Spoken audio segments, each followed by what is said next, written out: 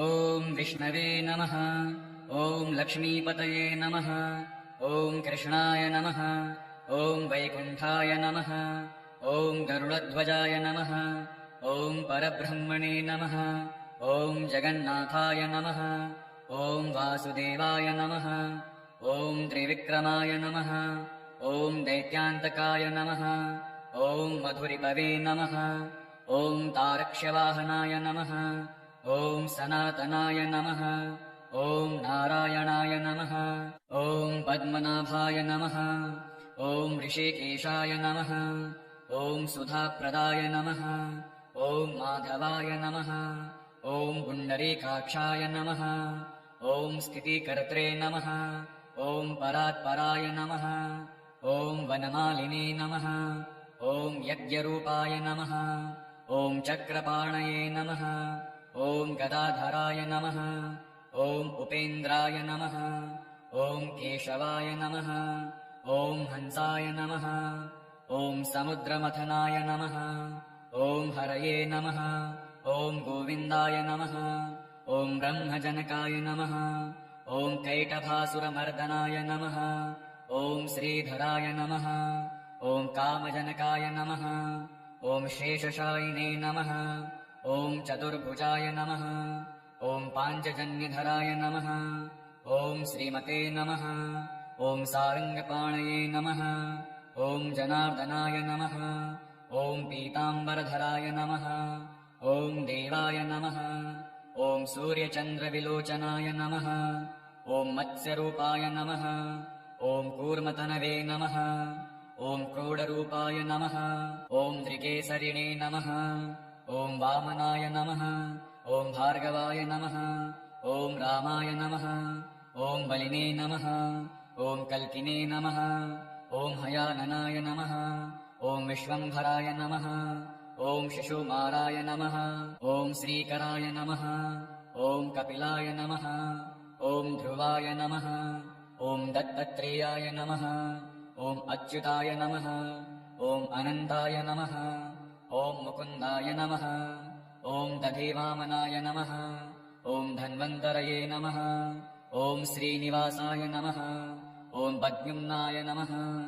ॐ पुरुषोत्तमाय नमः। ॐ श्रीवत्कौस्तुभधराय नमः। ॐ मुरारातये नमः। ॐ अधोक्षजाय नमः। ॐ ऋषभाय नमः। ॐ मोहिनीरूपधारिणे नमः। ॐ सङ्कर्षणाय नमः। ॐ पृथवे नमः। ॐ क्षीराब्धिशायिने नमः। ॐ भूतात्मने नमः। ॐ अनिरुद्धाय नमः। ॐ भक्तवत्सलाय नमः। ॐ नराय नमः। ॐ गजेन्द्रवरदाय नमः। ॐ त्रिधाम्ने नमः। ॐ भूतभावनाय नमः। ॐ श्वेतद्वीपसुवास्तव्याय नमः। ॐ सनकादिमुनिध्येयाय नमः। ॐ भगवते नमः। ॐ शङ्करप्रियाय नमः। ॐ नीलकान्ताय नमः। ॐ धराकान्ताय नमः। ॐ वेदात्मने नमः। ॐ वादरायणाय नमः। ॐ भागीरथीजन्मभूमिपादपद्माय नमः। ॐ सीताम्प्रभवे नमः। ॐ स्वभुवे नमः। ॐ विभवे नमः। ॐ घनश्यामाय नमः। ॐ जगत्कारणाय नमः। ॐ अव्याय नमः। ॐ बुद्धावताराय नमः। ॐ शान्तात्मने नमः। ॐ लीलामानुषविग्रहाय नमः। ॐ दामोदराय नमः। ॐ विराड्रूपाय नमः। ॐ भूतभव्यभवत्प्रभवे नमः। ॐ आदिदेवाय नमः। ॐ देवदेवाय नमः। ॐ प्रह्लादपरिपालकाय नमः। ॐ श्रीमहाविष्णवे नमः। ॐ विष्णवे नमः। ॐ विष्णवे नमः। ॐ लक्ष्मीपतये नमः।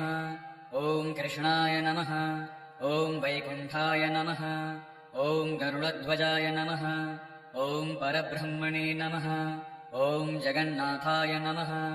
ॐ वासुदेवाय नमः। ॐ त्रिविक्रमाय नमः। ॐ दैत्यान्तकाय नमः। ॐ मधुरिपवे नमः। ॐ तारक्ष्यवाहनाय नमः।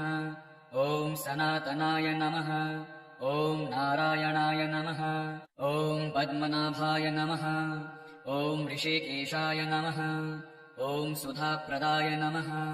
ॐ माधवाय नमः ॐ पुण्डरीकाक्षाय नमः ॐ स्थितिकर्त्रे नमः ॐ परात्पराय नमः ॐ वनमालिने नमः ॐ यज्ञरूपाय नमः ॐ चक्रपाणये नमः ॐ गदाधराय नमः ॐ उपेन्द्राय नमः ॐ केशवाय नमः ॐ हंसाय नमः ॐ समुद्रमथनाय नमः ॐ हरये नमः ॐ गोविन्दाय नमः ॐ ब्रह्मजनकाय नमः ॐ कैटभासुरमर्दनाय नमः ॐ श्रीधराय नमः ॐ कामजनकाय नमः ॐ शेषशायिने नमः ॐ चतुर्भुजाय नमः ॐ पाञ्चजन्यधराय नमः ॐ श्रीमते नमः ॐ सारङ्गपाणये नमः ॐ जनार्दनाय नमः ॐ पीताम्बरधराय नमः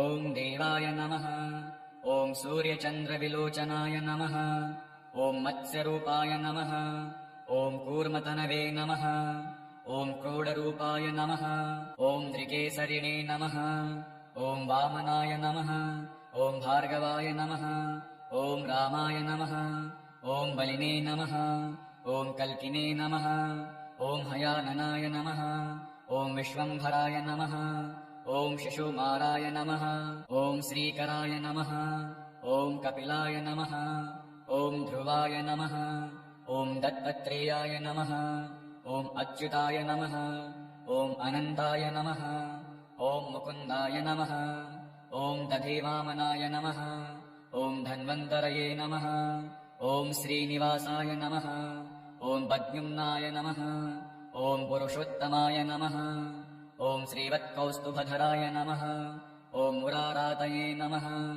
ॐ अधोक्षजाय नमः ॐ ऋषभाय नमः ॐ मोहिनीरूपधारिणे नमः ॐ सङ्कर्षणाय नमः ॐ पृथवे नमः ॐ क्षीराब्धिशायिने नमः ॐ भूतात्मने नमः ॐ अनिरुद्धाय नमः ॐ भक्तवत्सलाय नमः ॐ नराय नमः ॐ गजेन्द्रवरदाय नमः ॐ त्रिधाम्ने नमः ॐ भूतभावनाय नमः ॐ श्वेतद्वीपसुवास्तव्याय नमः ॐ सनकादिमुनिध्येयाय नमः ॐ भगवते नमः ॐ शङ्करप्रियाय नमः ॐ नीलकान्ताय नमः ॐ धराकान्ताय नमः ॐ वेदात्मने नमः ॐ वादरायणाय नमः ॐ भागीरथीजन्मभूमिपादपद्माय नमः ॐ सीताम्प्रभवे नमः ॐ स्वभुवे नमः ॐ विभवे नमः ॐ घनश्यामाय नमः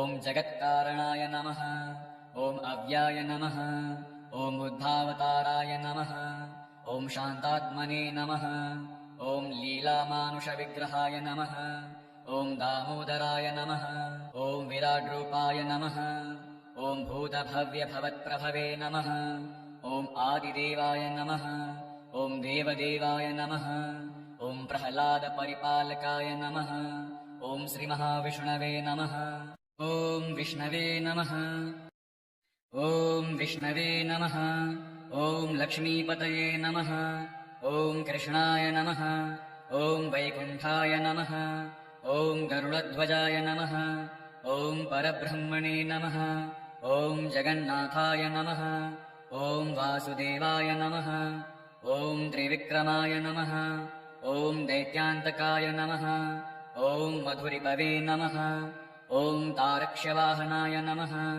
ॐ सनातनाय नमः ॐ नारायणाय नमः ॐ पद्मनाभाय नमः ॐ ऋषिकेशाय नमः ॐ सुधाप्रदाय नमः ॐ माधवाय नमः ॐ पुण्डरीकाक्षाय नमः ॐ स्थितिकर्त्रे नमः ॐ परात्पराय नमः ॐ वनमालिने नमः ॐ यज्ञरूपाय नमः ॐ चक्रपाणये नमः ॐ गदाधराय नमः ॐ उपेन्द्राय नमः ॐ केशवाय नमः ॐ हंसाय नमः ॐ समुद्रमथनाय नमः ॐ हरये नमः ॐ गोविन्दाय नमः ॐ ब्रह्मजनकाय नमः ॐ कैटभासुरमर्दनाय नमः ॐ श्रीधराय नमः ॐ कामजनकाय नमः। ॐ शेषशायिने नमः। ॐ चतुर्भुजाय नमः। ॐ पाञ्चजन्यधराय नमः। ॐ श्रीमते नमः। ॐ सारङ्गपाणये नमः। ॐ जनार्दनाय नमः। ॐ पीताम्बरधराय नमः। ॐ देवाय नमः। ॐ सूर्यचन्द्रविलोचनाय नमः। ॐ मत्स्यरूपाय नमः। ॐ कूर्मतनवे नमः। ॐ क्रोडरूपाय नमः। ॐ त्रिकेसरिणे नमः। ॐ वामनाय नमः। ॐ भार्गवाय नमः। ॐ रामाय नमः। ॐ बलिने नमः। ॐ कल्किने नमः। ॐ हयाननाय नमः। ॐ विश्वम्भराय नमः। ॐ शिशुमाराय नमः। ॐ श्रीकराय नमः। ॐ कपिलाय नमः। ॐ ध्रुवाय नमः। ॐ दत्तत्रेयाय नमः। ॐ अच्युताय नमः। ॐ अनन्ताय नमः। ॐ मुकुन्दाय नमः। ॐ दधिवामनाय नमः। ॐ धन्वन्तरये नमः। ॐ श्रीनिवासाय नमः। ॐ पद्युम्नाय नमः। ॐ पुरुषोत्तमाय नमः। ॐ श्रीवत्कौस्तुभधराय नमः।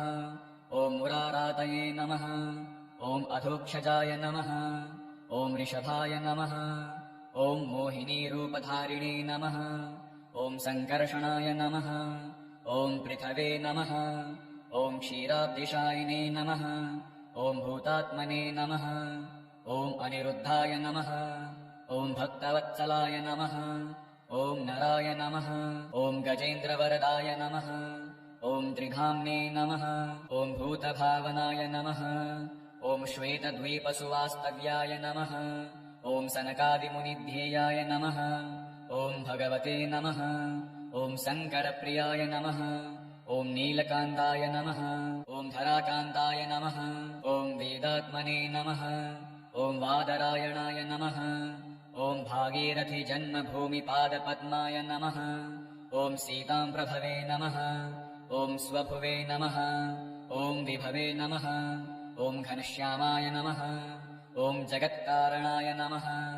ॐ अव्याय नमः। ॐ बुद्धावताराय नमः। ॐ शान्तात्मने नमः। ॐ लीलामानुषविग्रहाय नमः। ॐ दामोदराय नमः। ॐ विराड्रूपाय नमः। ॐ भूतभव्यभवत्प्रभवे नमः। ॐ आदिदेवाय नमः। ॐ देवदेवाय नमः। ॐ प्रह्लादपरिपालकाय नमः। ॐ श्रीमहाविष्णवे नमः। ॐ विष्णवे नमः। ॐ विष्णवे नमः। ॐ लक्ष्मीपतये नमः। ॐ कृष्णाय नमः। ॐ वैकुण्ठाय नमः। ॐ गरुडध्वजाय नमः। ॐ परब्रह्मणे नमः। ॐ जगन्नाथाय नमः। ॐ वासुदेवाय नमः। ॐ त्रिविक्रमाय नमः। ॐ दैत्यान्तकाय नमः। ॐ मधुरिपवे नमः। ॐ तारक्ष्यवाहनाय नमः। ॐ सनातनाय नमः। ॐ नारायणाय नमः।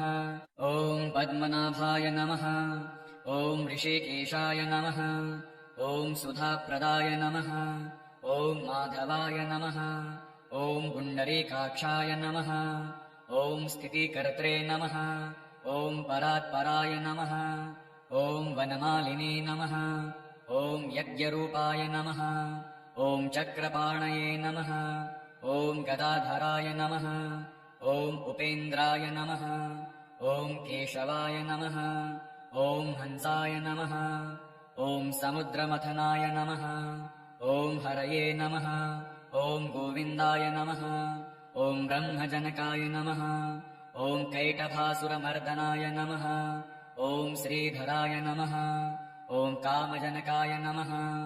ॐ शेषशायिने नमः। ॐ चतुर्भुजाय नमः। ॐ पाञ्चजन्यधराय नमः। ॐ श्रीमते नमः। ॐ सारङ्गपाणये नमः। ॐ जनार्दनाय नमः। ॐ पीताम्बरधराय नमः। ॐ देवाय नमः। ॐ सूर्यचन्द्रविलोचनाय नमः। ॐ मत्स्यरूपाय नमः। ॐ कूर्मतनवे नमः। ॐ क्रोडरूपाय नमः। ॐ त्रिकेसरिणे नमः। ॐ वामनाय नमः। ॐ भार्गवाय नमः। ॐ रामाय नमः।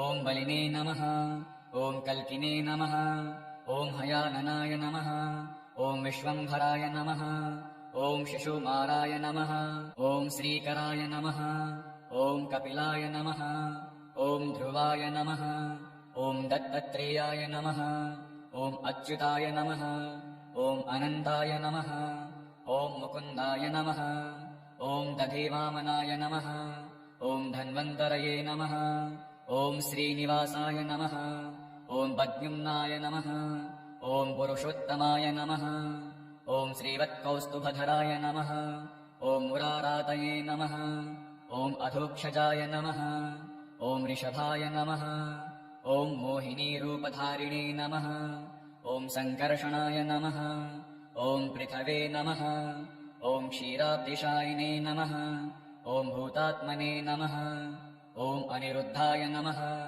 ॐ भक्तवत्सलाय नमः ॐ नराय नमः ॐ गजेन्द्रवरदाय नमः ॐ त्रिधाम्ने नमः ॐ भूतभावनाय नमः ॐ श्वेतद्वीपसुवास्तव्याय नमः ॐ सनकादिमुनिध्येयाय नमः ॐ भगवते नमः ॐ शङ्करप्रियाय नमः ॐ नीलकान्ताय नमः ॐ धराकान्ताय नमः ॐ वेदात्मने नमः ॐ वादरायणाय नमः ॐ भागीरथीजन्मभूमिपादपद्माय नमः ॐ सीताम्प्रभवे नमः ॐ स्वभुवे नमः ॐ विभवे नमः ॐ घनश्यामाय नमः ॐ जगत्कारणाय नमः ॐ अव्याय नमः ॐ बुद्धावताराय नमः ॐ शान्तात्मने नमः ॐ लीलामानुषविग्रहाय नमः ॐ दामोदराय नमः ॐ विराड्रूपाय नमः ॐ भूतभव्यभवत्प्रभवे नमः